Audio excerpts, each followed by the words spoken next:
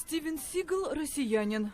Указ президента Владимира Путина о предоставлении американскому актеру гражданства в четверг был опубликован на сайте Кремля. О желании получить российский паспорт звезда голливудских боевиков заявил в сентябре. Сигал рассказал, что хотел бы, цитата, «несколько месяцев в году проводить со своими друзьями в России». В последние годы актер много внимания уделял восточноевропейским и среднеазиатским странам. Летом 2014-го он со своей группой дал концерт в Крыму, который незадолго до этого вошел в состав России. В январе 16-го он выступил в Братиславе, а вскоре получил сербское гражданство. В минувшем августе актер приехал в Минск в качестве консультанта белорусской компании Wargaming и поел моркови с Александром Лукашенко.